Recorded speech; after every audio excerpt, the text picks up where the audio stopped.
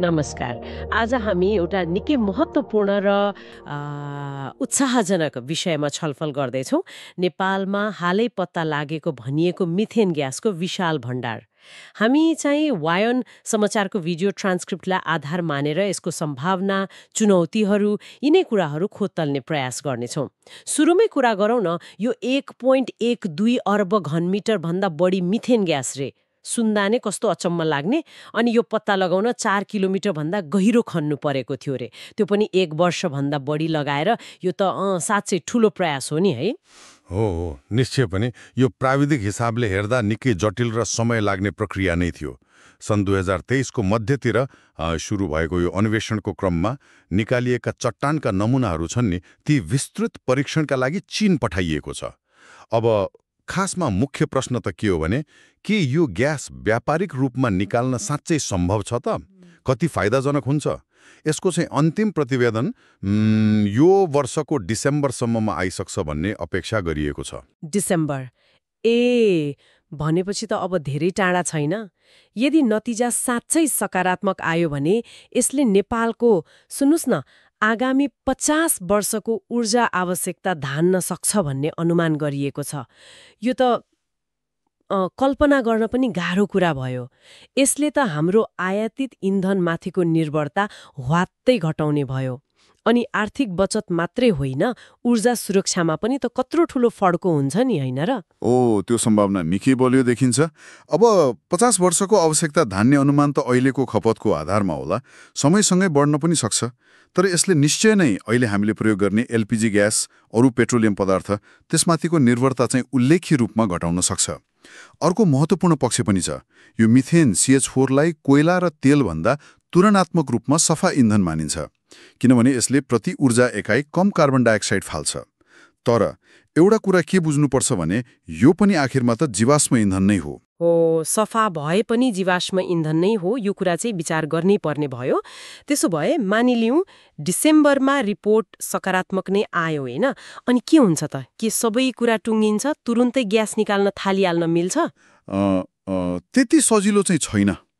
हेर्नुस्, प्रारम्भिक नतिजा उत्साहजनक भनिए पनि व्यापारिक उत्खननको सम्भावना अझै सुनिश्चित भइसकेको छैन।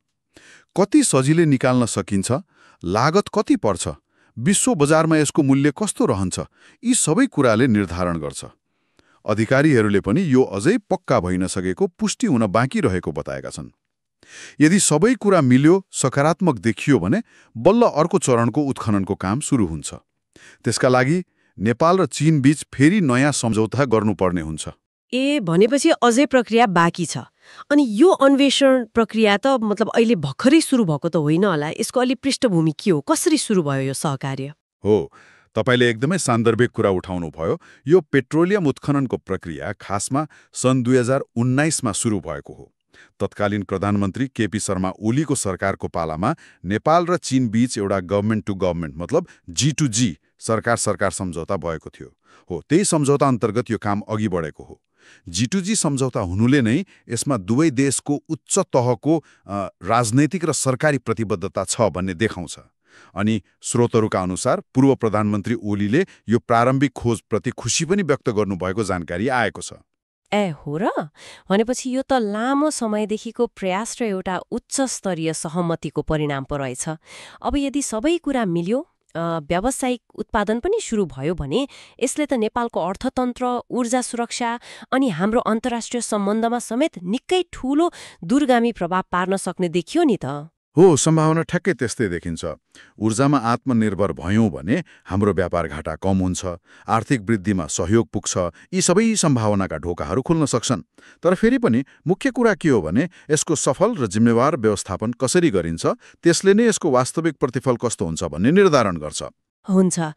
संक्षेपमा भन्दाखेरि नेपाल एउटा ठूलो ऊर्जा सम्भावनाको सङ्घारमा उभिएको जस्तो देखिन्छ।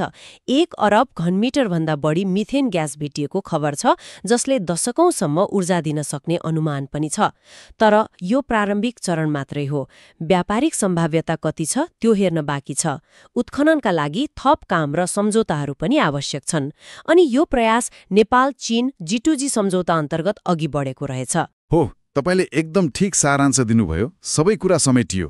अब यहाँनिर एउटा अलिक गहिरो प्रश्न उब्जिन्छ के मानौ भोलि यो ग्यास व्यावसायिक रूपमा निकाल्न सम्भव भयो रे अनि यसबाट प्राप्त हुने त्यो अथाह आर्थिक लाभ र राष्ट्रिय हितलाई हामीले यसको वातावरणीय प्रभाव न्यूनीकरणसँग कसरी सन्तुलनमा राख्न सक्छौँ होला यो प्राकृतिक स्रोतको दिगो र समन्वयिक उपयोग सुनिश्चित गर्नु नै मेरो विचारमा भविष्यको सबभन्दा ठूलो चुनौती र अवसर दुवै हो।